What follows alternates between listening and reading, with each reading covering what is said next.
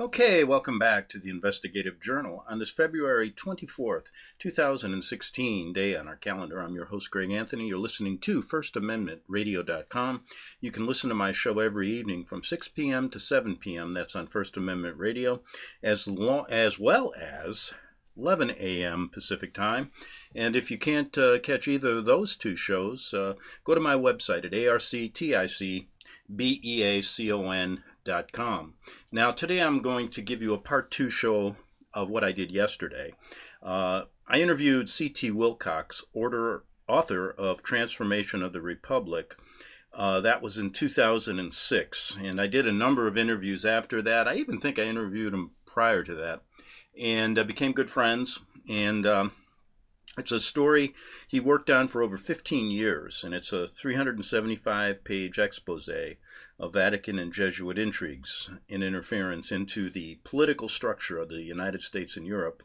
And it contains a lot of shocking information and fully authenticated documentation, much of it hidden for almost 100 years, to support the conclusion that the United States, according to this information, has been transformed from a beacon of light and hope into an empire with beast-like tendencies, and that the world is headed for a Vatican-led New World Order, an instigated cataclysm while it sleepwalks towards the edge. He has some shocking information about what really happened to Abraham Lincoln, and it wasn't a single gunman. They love that single gunman routine, don't they? Well, let's get back to that 2006 interview, and isn't it interesting that after 10 years, now we're in 2016, this story, his solid information that should be put side by side with all the other information regarding, what happened to Lincoln, but it never gets out to the mainstream. And so people don't really know their history in America. And it's also interesting to note that CT told us yesterday that they get a completely different view of history in their educational system in Canada. So let's go back and listen to what CT had to say regarding the assassination of Abraham Lincoln. Back to C.T. Wilcox. Well, here we go. We got to get into this, the nuts and bolts of this very interesting information you uncovered from Quebec. You talked with one of the family members, a former Father Chilliquy, who had inside information. Abraham Lincoln represented him as a Catholic priest. Basically uncovered a lot of things about the Jesuits. Chilliquy at one time reminded Abe Lincoln, "You may win the election, but you'll never beat the Jesuits," and that is a statement that's been recorded. Tell us how what you found out in Quebec. Well, like I said, in the documents that they have, that this family had, were like I said, the sworn statements from the priests in Minnesota, who were in constant communication with their fellow priests in Washington, right? So they had arranged all of this way beforehand, and they put the hit squad together. One of them by the name of John Surratt, and I mean, I find this, like really, really funny. Okay, so Wilkes Booth was in the hit squad. You got John Surratt was also. Who's he now? John Harrison Surratt was a 19-year-old kid who went to. He was being educated as a priest. He came from a dysfunctional family. His mother had switched from whatever religion she was to the Catholic religion and became rather fanatical.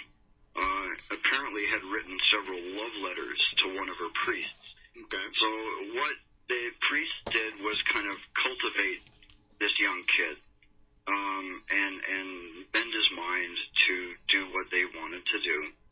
And during the Lincoln assassination, John Surratt was outside Ford's Theater calling the time. Basically, it was a method of pretty crude code telling Booth inside the theater that, okay, it's almost time to get this done, right? Mm-hmm. There's a book out now called Manhunt that's being turned into a film with Harrison Ford in that, and I have to really laugh, because, I mean, you want to talk about a manhunt. You go after Surratt. about how the 12 days that they were going after John Booth. Okay. Right, and which kind of, reminds me of the conversation I had with this friend of Kevin Costner, right, on the set of Open Range. I mean, because all he kept talking about was Booth. I go, oh, no. There were much more. There were like a half a dozen guys involved in this thing, right? Payne went after Secretary of State Seward, stabbed him numerous times, and left him for dead. Bashed the skull in of one of Seward's children. And so that was, Seward almost died in that attack, the very same, an hour or two before Booth got into Ford's Theater. Now anyway, Surratt, his case is like really interesting. He went from Washington and skipped north to Montreal. Now the Confederate kitchen cabinet was based in Montreal, right? So there were a lot of Confederate spies and whatnot going to and fro from not just Montreal, but also to southern Ontario, Hamilton, Toronto, and whatnot, right? So all this traffic was going on. All these plots were being hatched. And the priests were in the thick of it. They were basically directing these people, saying, do this, do that, right? Anyway, Surratt went to Montreal. He was squirreled away for the better part of a half a year by two priests under the direction of their bishop. And they kept their head out. The United States government was like all over the place looking for this little creep, right? Mm-hmm. And they couldn't find him. I mean, who's going to think about searching priests' houses 60 miles outside of Montreal, right? Mm-hmm. So this is what they did. And then from there, they put him on a boat to Liverpool and gave him some money and disguised him, whatnot. And so he got to Liverpool, and he was hidden there, which was basically the place that he stayed was a way station or a clearinghouse for all the priests coming from Europe to North America, carrying dispatches and orders from Rome. So anyway, he's there. And then from there, he goes to Rome and becomes a member of the Vatican Guard. Surratt? Yeah. Huh. And now this stuff was never in the history books. I know that. I never remember even the name Surratt. Yeah, which is really shocks me. I can't understand. Anyway, so yeah, Surratt, he becomes a member of the Vatican Guard. Now, the United States didn't have an extradition treaty with the Vatican at that time. And the Vatican knows, they're looking for this guy high and low. He went to Rome under the name of John Watson, and so he's kindly, he's taken under the wing of the Pope and is, basically protecting the papacy. And so yeah, the United States is looking all over for him, and so what the church does is they're going to try to preempt any, like when the crap hits the fan kind of thing, right? Mm-hmm. We're going to try to maybe preempt anything that might happen. So we're going to say, okay, United States, we're going to give this guy up to you, right? And the United States said, okay, great, hand him over. The next thing that happened was they staged a phony escape for him, right? And to help him get away, right? They said, well, we had him, we were going to hand him over to you, but he escaped. Too bad, so sad. And that's what happened. Yeah, so the U.S. government's pretty choked, right? And they don't realize, that whole thing was staged. So they finally got word, a couple of informants said, well, this is where he is. He's on this boat. He's headed for Alexandria, Egypt. Okay? So the United States sends a gunboat from the Mediterranean to dock at Alexandria and wait for this ship to pull in, right? And so the U.S. government agent is standing there on the pier and sees Surratt and says, I believe you're John Surratt. And oh, no, my name's John Watson. No, it's not. You're under arrest. right? And they brought him back to face trial. Now, that trial was two separate trials, civilian trials, rather than a military tribunal, right? Which hung, there were 4 conspirators that were hung from that tribunal, and Mary Surratt being one of them. So they bring him back to face trial, but the attorneys for John Surratt had donated their services, and they were devout Catholics, and they were able to stack the jury, right? And then they introduced religious prejudices into the trial, and basically got him off. It was a hung jury. They could not convict him twice, and he was let go. All right. So then, what about evidence leading to the actual people who hired this hit squad? Okay. Well, first of all, I've got like I said, the sworn statements from these priests saying, not only did we know about it, we kind of arranged it. Edwin Sherman wrote a letter, and he's talking in one little piece here. In one of his letters, he's saying, okay, well, they made this statue of Lincoln in Springfield, right? And he said that they had some nuns that unveiled the statue. And he comes right out and says, like what they should have done is have the statue of Lincoln lying prostrate, and the nuns, upon unveiling it, might have said, behold, our victim slain by the orders of the Pope of Rome, and this is our accomplished work. And that's a direct quote from Edwin Sherman. So he's kind of, coming right out and saying it was common knowledge at that time. That's the thing, you would not destroy diplomatic relations with the Vatican had, something pretty substantial occurred. So, and there's several letters from Sherman. And then I have letters from T.M. Harris, Thomas M. Harris. Thomas Harris was a member. Yeah, Thomas Harris was a member, Brigadier General. He was a member of the military commission that tried the assassins of Lincoln, right?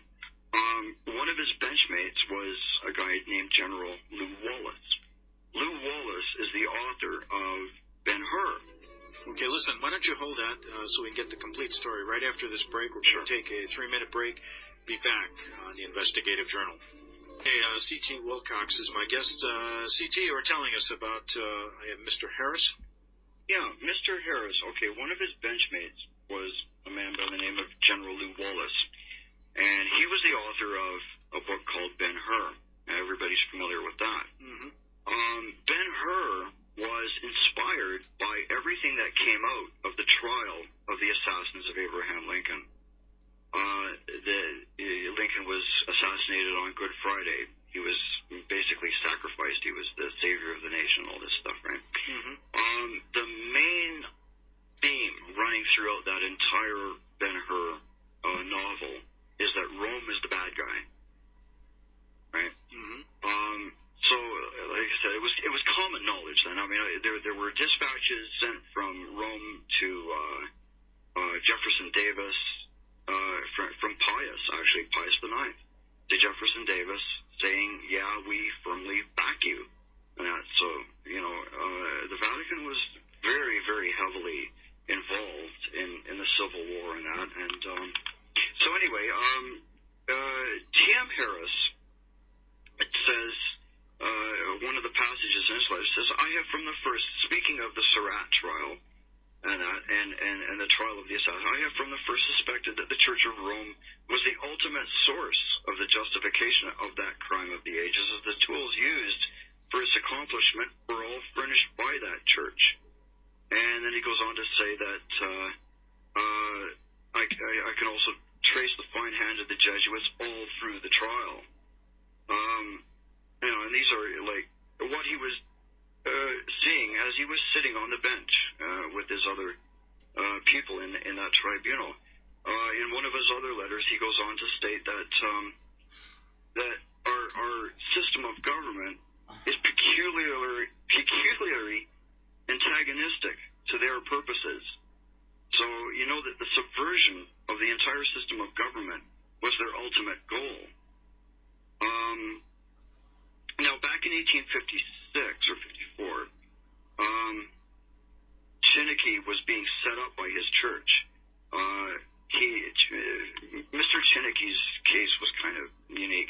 He was raised in the Bible and then became a priest, but then had a falling out, and he kept promoting the Bible over church doctrine to all of his parishioners.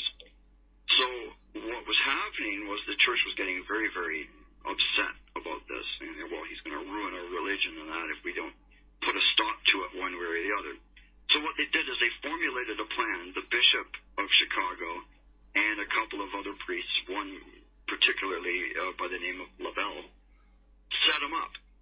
And LaBelle went to his sister and said, look, I want you to swear a false oath saying that Father Chinnicky tried to rape you. Right? And at first she said, we go again with the the same things going on today. And so at first she said, well, I can't do that. I'm not going to perjure myself. And he said, well, so what he did was pressure her, saying, well, not only are you going to lose the 180 acres of land that I was going to give to you, but, you're going to, live and die broke and penniless and all this stuff, right? And you're going to go to hell, right? Oh, my God. Yeah. So he basically, after a while, persuaded her to swear a false oath against Chinnicky. And that letter, stating exactly how that came down, was also part of this archive from the Chinnicky family. Now, this is where Lincoln stepped in as the lawyer? Yeah. So Chinnicky's going, well, what can I do? Chinnicky was told by a friend of his, another Catholic, saying, look, you might want to get your hands on a really good lawyer. His name's Abraham Lincoln, right? So Chinnicky said, okay, what have I got to lose, right? So he wired Abraham Lincoln, and within 20 minutes, Lincoln apparently had replied back, yes, I will defend you. I've been kind of reading about this in the papers and that, and so yeah, let's see what. Now Chinnicky's from Illinois, Lincoln's from Illinois. He's an attorney at the time. Okay, go ahead. That's right. Yeah, and so Chinnicky is kind of filling him in on what's going on here, right? And it was brought out apparently in that particular trial how the Catholic Church intended to more or less take over the United States and assassinate anyone that got in their way, and that, and all of this stuff was brought out in that trial, and it's not in the history books. So yeah, I've got so a lot of this information is in that family archive, right? It'd be interesting to get that. Well, now this was at a lower level, so there probably is the case at all, is the transcript at all in a legal book? No, actually, it's not. There were no transcripts taken at that time. Yeah. Just basically the results. The end results of the trial was that it was tossed out of court. Yeah, right? Lincoln actually got him off, right? Chinnicky? Yeah. And thus Chinnicky's statement. Basically stating to Lincoln, you may have got me off, but you may never get rid of the Jesuits. Very interesting. Yeah, well, he said, look, if I was in their shoes and they in mine, it would be my sworn duty to get rid of you or hire somebody to do it. That's a direct quote. All right, let's go. We got another half hour. We'll be back in 3 minutes on the Investigative Journal. Okay, we got about, I think, 4 minutes or 5 minutes here. I'm back in 2016 just to keep the time machine correct for you. And this is Greg Anthony talking. And I wanted to relate some of the things. CT starting now to get into this story regarding this trial. And I spent many, many hours researching this. And then again, there were no transcripts. So when I went to look for them, if you know how to use a legal library, you have to go to Illinois, but there is no. I had somebody check it out for me at the university, at one of these law school libraries in Chicago, and there is no record of the actual statements made, the transcript. There is the record of the outcome. Now, Lincoln at the time was a lawyer, and this relationship with Chiniquy lasted Lincoln's entire life. And they would write letters back and forth because Chiniquy, the story of this trial and how Lincoln basically found out the truth about how they set up Chiniquy with a rape charge, is quite interesting. And CT goes into it in depth, and we will get into that. And anything that we can't get to in the next half hour, I'll do it tomorrow and add some of the things that I learned over the years. We're talking 10 years now, regarding why this story never came out. And the point I was trying to make is, and I did this 10 years ago and I do it today. Once I was getting this information out on the internet, and CT was getting this information out through his website. You can get this book still. Go to Transformation of the Republic, C.T. Wilcox. You can get the book. I'm not sure if it's online, but you check it out. Now, what happened was there was a number of shows done on Lincoln. All of a sudden, the History Channel was concentrating on this. There were a couple movies made, etc., etc. Excuse me. And they were very quick to put their spin on this. And my question to you is, if the people in office today and the Vatican today, if we're allowing this Pope now, I don't care who it was, whether it was Ratzinger, this one, the next one, whatever, to make all these statements in front of our Congress, to go in front of the UN, and we have a court record and all this background information of how they were involved in killing Abraham Lincoln, why would we ever want to be involved with this group? Why would Reagan institute diplomatic relations with these evil people unless they were controlling something, unless they're working together? And to this day, for example, Donald Trump is cleaning house now as far as the Republican for the nomination for the Republican president, for the president of the United States. And he made a statement the other day that you're going to get to the truth you're going to find I'm going to tell you really what happened on 9/11, and hinted that if he's elected, he's going to tell you it wasn't the Iraqis, it was the Saudis. Well, Mr. Trump, I don't think you are going to go far enough, and maybe the question should be, was it an inside job? And we have information it was. It's the same thing about this story. Ask him about the Jesuit involvement, and if he talks about wanting to draw in all these Reagan Democrats for his vote. Why would Reagan institute relations with the Vatican after this information comes out? And if you really want to tell the truth, why don't you get into that? Because he is hiding behind the cloak of the Vatican just like everybody else. And this case proves it. It's there for the asking.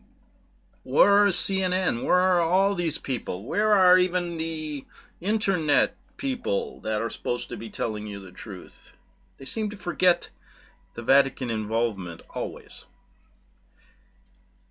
Now, we're going to get back, and the details of this trial are so interesting, and how Lincoln got to the truth, and what Chiniquy said to him afterwards, and remained a friend forever, to protect him in a sense. We'll be back in 3 minutes on the Investigative Journal.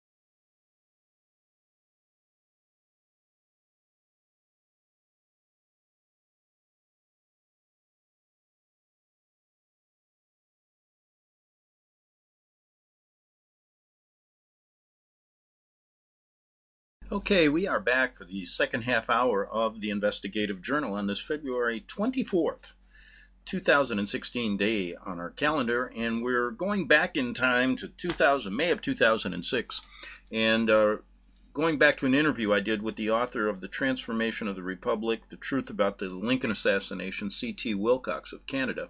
And we're going to start with it was the second hour.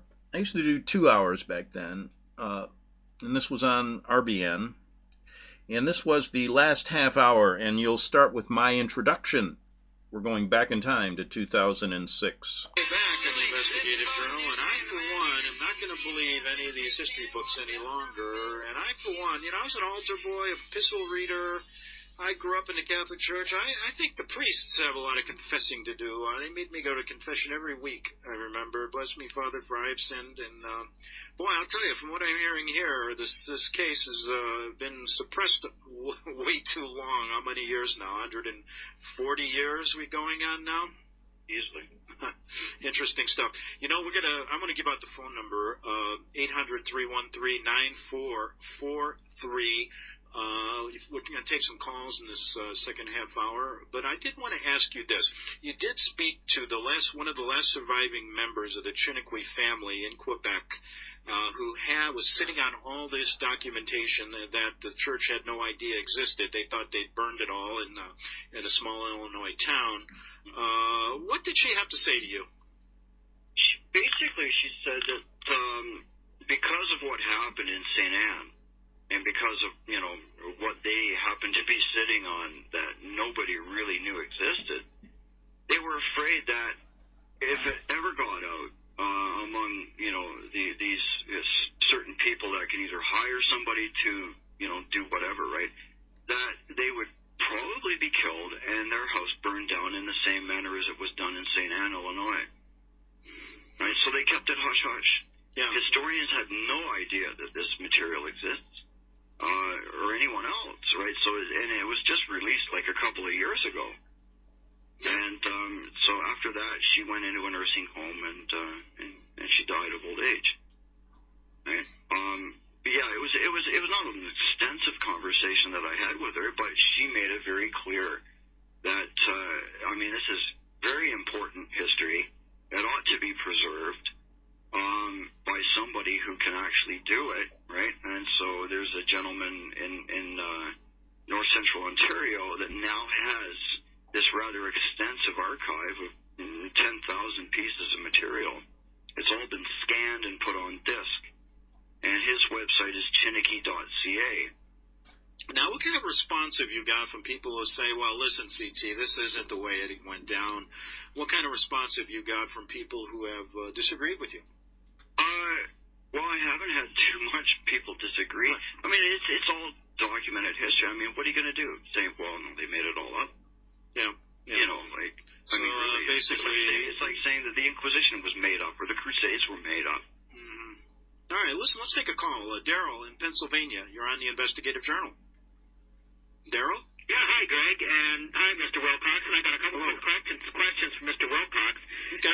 It's kind of hard to hear initials on the air. Is that Charles Tango? Charlie Tango? Yeah, you got it.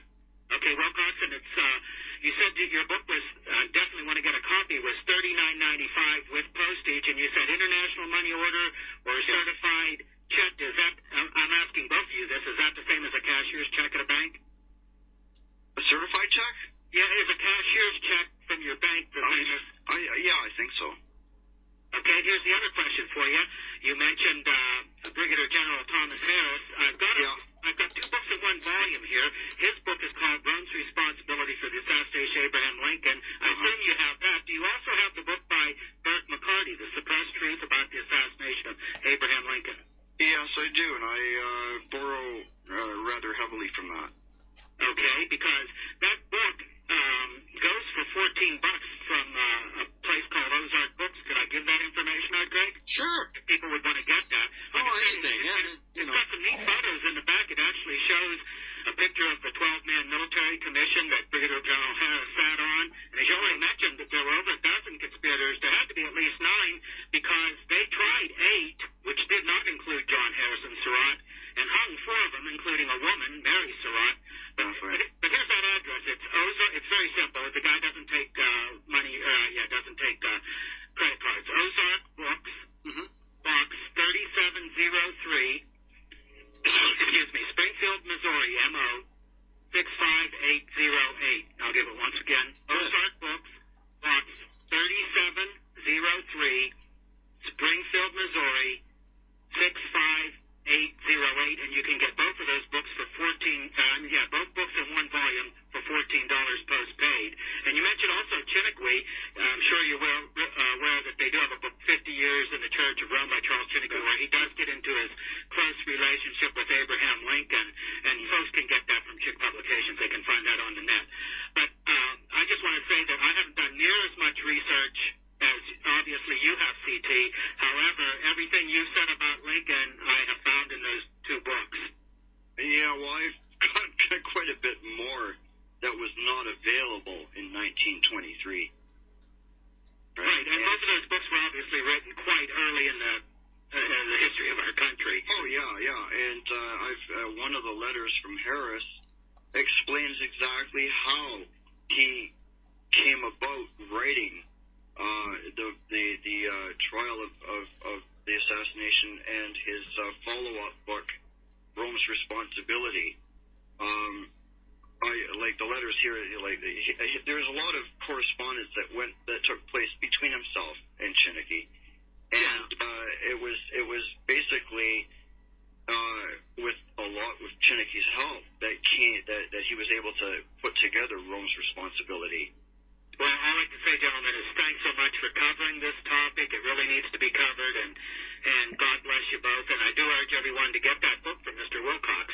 All right, thank you, Daryl. God bless you. Great, bye. Okay, I want to get on to James in Texas. James, you're on the Investigative Journal. James? Yes, sir. Go ahead. Oh, wrong show. I was looking for Jack Blood. Anyways. Well, that's okay. You can call. You can talk to us if you'd like. America needs to realize that we're Americans. Cheech and Chong. You get on a bus, we're trying to get some of these people out of here. We can't take no more Mexicans. We are the Mexicans. Canadian. Well, they're Americans. We need to realize that we are the Americans. Okay. Okay. I appreciate your comments. Okay. Right. CT. Anyway, he had the wrong show, but he's welcome. Anyone's welcome on the Investigative Journal. We always want to hear from everyone. CT, I know your book gets into a lot more than just the assassination of Lincoln. Can you kind of tie this together with your view of what's happening in America today, looking at it from your standpoint? What I see happening is there is a very concerted effort to basically turn the original concept of the United States upside down and backwards. Freedom of religion, freedom of association, freedom of the press, all these fundamental freedoms that the United States was founded on are really, really in jeopardy right now. I mean, you've got the U.S. Patriot Act, which, when it's fully implemented, is, let's put it this way. During the Reichstag fire in Germany under Hitler's administration, he came out with, and this was already pre-planned, he came out with a thing called the Enabling Act. Now, you lay the Patriot Act side by side with Hitler's Enabling Act, you will see absolutely no difference. Right? Mm-hmm. They want to completely destroy the Constitution, destroy the Bill of Rights, and bring in martial law under the guise of terrorism and whatnot. And which raises another question too: why are the terrorists almost exclusively Muslim? What's going on here? Yeah, there's a lot of questions. I just want to read this, your statement here. You say the conclusion that you support is that the United States has been transformed from a beacon of light and hope into an empire with beast-like tendencies. Right. And that the world is headed for a Vatican-led and instigated cataclysm while it sleepwalks towards the edge. Explain that statement. Okay. Like I said, I mean, there's a lot of reasons why people came to the United States. One of the main reasons was freedom of religion. Because of what was going on in Europe, people were being slaughtered for their faith, right? So you've got the original intent of the United States was to provide a safe haven for all of those people that wanted to escape religious persecution and the murders and whatnot that went along with it. The fact that you can actually ask a question and not be tossed in jail. The European monarchs were basically dictators, right? And this was the first time in human history that there was a government that was grassroots, okay? And so that's what they tried to. But now you've got a situation where the military of the intelligence services of the United States, and all of this power is being used in a way that is not beneficial to humanity, regardless of what they say. You see what's happening, and it's like, how can it be? Exactly. Right? It's very it's scary, and you've got the same set of circumstances that allowed Hitler to come to power as you have going on in the United States right now, right? Yeah. Now, going back to the case of Lincoln and what you've uncovered and what this book talks about, just piecing together the history again. Now, we talk about. Let's get into this. What's the immigration crisis now? Just for a moment. We got about another 6 minutes and then another small segment. But tell us again how this is similar to what was going on back during that period of time in our history. Okay, back then you had the monarchs of Europe teaming up with the Vatican to flood the United States with people that were loyal to the Vatican, loyal to their church and the church's doctrines over their loyalty to the government of the country that they were going to. I.e. the Irish, Polish, Italian. Yeah. So, and mostly Catholic immigrants. A lot of them, yeah. Okay. Charles Chinnicky recorded, I've got a little thing here, a meeting that took place in Buffalo in 1852 with the bishops at that time. And this statement was basically what they agreed on, right? They say we are determined to take possession of the United States, but we must proceed with the utmost secrecy and wisdom. And then they go on to say, well, how do we do it, right? First of all, we bring in all these immigrants, right? And give them the benefits of citizenship, okay? And remembering that the vote of a poor journeyman, though he be covered in rags, has as much weight in the scale of power as the millionaire Astor, and that if we have 2 votes against his 1, he will become as powerless as an oyster. And from that point, then, we will turn, with their votes outnumbered, we will turn them away forever out of every position of honor, power, and profit, when not a single judge or policeman will be elected if he's not a devoted Catholic. We will not only elect the president, but we will fill and command the armies. So, the Vietnam War is Spelly's War. Why was it called that, right? We'll man the navies and hold the keys of the public treasury. That's the Fed. Excuse me. It will then be time for our faithful people to give up what they were doing in order to become the judges and governors of the land. Then we will rule the United States and lay them at the feet of the Vicar of Christ, that he may put an end to their godless system of education and impious laws of liberty of conscience, and what's going on here, and other thing, so basically want to, take it over and turn it into something that the church wants. And this is going back. This was happening in 1852. Yeah. So has anything really changed? Well, they basically the same plan seems to be underway right now. They're flooding our country with immigrants, correct? Well, laws are changing. This time, though, they seem a little bit more organized, a little bit more serious about the attempt. Of course. I mean, it's a high-tech society now, right? Things happen much, much quicker, right? But then, pardon me? Go ahead. But then you've got, like I said in this article in Newsweek, where this Roger Mahoney is, basically coming out and saying, well, yeah, he's getting wet dreams because of what's happening, and, with all these, marches and whatnot, and he's got the blessing of Benedict. Mm-hmm. Right? Exactly. So, and they're, of course, they're preaching it from the pulpit. They're calling it a moral argument, right? It's all double talk. They have another agenda involved here. And if the church wasn't behind it, a lot of this would kind of really fall flat. Yeah, that was also stated in that Newsweek article by that person that was involved with in the illegal immigration march. He said he would have never been involved if it wasn't for the backing of the cardinal, correct? Right. Let's get to a quick call, and then we'll go into a break, but let's start it right now. Arthur in Kansas, you're on the Investigative Journal. Arthur. Hello? Yeah, go ahead. We got about a minute, and then we'll carry you over after the break. Go ahead. Oh, okay. I'm not sure how much I missed. I haven't heard the whole show, but I have a book called Secret Societies of America's Elites by Stephen Sora. Mm-hmm.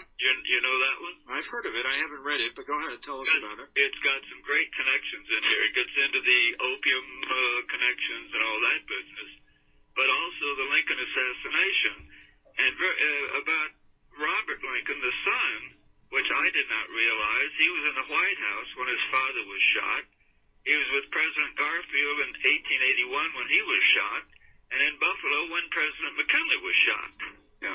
And he'd been business partners with some of the people who were connected with his father's death. Interesting. Yeah. So your point? Well, the point is, there's just a lot of information in this book also, and he compares the Lincoln and the Kennedy assassination. A lot of people have. Yeah. Well, I actually have a letter from Robert Lincoln to Charles Chinnicky, because at that time, the church was pressuring Robert Lincoln, who happened to be an ambassador to London. CT, can you tell us about that right after this break? Sure. Okay, we'll be back in 3 minutes on the Investigative Journal. CT, can you pick up where you left off? Yeah, okay. When Charles Chinnicky was coming out with his accusations and assertions that the church was behind Lincoln's assassination and actually the assassination of several other presidents before and after, the church tried to spread the rumor that, Robert Lincoln especially disavowed their connection in his father's death and all this stuff, right? Mm-hmm. Robert Lincoln wrote a letter to Charles Chinnicky stating that, thank you very much for everything you've done in that, and he had many friends in his life, but clearly you were the best friend my father ever had. And that's a private letter that has never been made public either. Interesting. Let me get to one more call here. Ed in Pennsylvania, you're on the Investigative Journal. Ed? Yeah, hi. Go ahead. Yes, quickly, the guest, does he know anything about Lincoln's father, who he was? Because I did read in a book by, I think it was called the Illuminati, I forget what it's called. It was That's a big book, but it was a book called The Bloodlines of the Illuminati. There was a one chapter centering around Lincoln's father, who he was. And the Lincoln family wasn't really named. Go ahead. The Lincoln family came from Lincolnshire, England. Right. They're an immigrant family. They came over and, financially they didn't do all that great. Okay, now another thing, was he connected when he first got his start in the law business? Was he connected with a lot of railroads and basically he worked as a laborer? Abraham. Yeah. Now, did he also have a lot of cases? Was he when all the whole Sherman antitrust, and did he really do with the rail? Into his profession? I mean, there are other books out there that go into that, right? And I guess, well, why do something that's already been done? Right, exactly. Well, I do have the book by the gentleman called My Life in the Church of Rome, by Chick Productions. Okay. Oh, 50 years in the church. Oh, Chinnicky's, yeah. Chinnicky, right. And I'm still in the middle of reading a few books, but can you tell me the name of that? The internet went out when you were telling me about that book about the ruling elite or something. I forget the name of the book you just mentioned. It was called the Secret Societies of the Ruling Elite. You just said?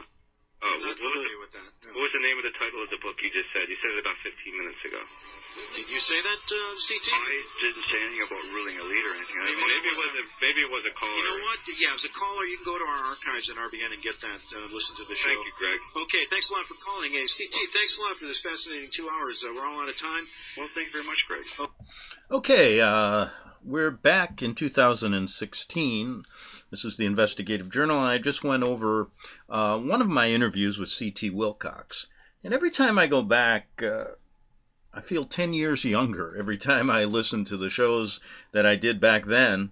And now I got to get back into 2016. But really, has anything changed as far as getting this story out? Probably no. It's probably even worse after all the propaganda against this story. And I hope that maybe this will inspire some people to talk about it again. And maybe ask some of since it's an election year, maybe you can get this question in somewhere. Maybe you can meet one of these candidates at a town hall somewhere. Super Tuesday's coming up. And I know you're not going to get it on the air on one of their debates or their town hall meetings that CNN or Fox run. But when you're just talking to them, maybe when they come in, they'll come into sometimes they walk into restaurants. They want to meet the people and see what's on their mind. Well, why don't you ask them about this story and see what they have to say? And I'll bet you they'll run for the hills. But anyway, that's America. Now, one thing that CT was talking about was this country. Yeah, it was a country that was geared towards freedom of religion. Get away from the oppression of Rome, come here. But Rome used that same freedom of religion to get their nasty feet in the door here and expand what the original settlers didn't want. And that was, they didn't want any Jesuits here. And I'm talking in the 1600s when they came. They were very concerned about that. But they figured a way, the Jesuits, of weaseling their way in from one diocese to basically building Washington, D.C. on Jesuit property. And look at their expanse since then, how they've expanded since then. It's amazing to see that we've really turned into a Roman Catholic country. Just exactly the opposite of what this country was intended for. But did they have a hidden agenda by writing it that way? Of course they did. And that's what I get into a lot of times, because I don't say go back to the founding fathers. I think many of them were under the Church of Rome's finger anyway. And they used these documents to basically get Rome in the door here. And look what's happened since. But anyway, again, we'll be back tomorrow on the Investigative Journal. Have a good evening and good night.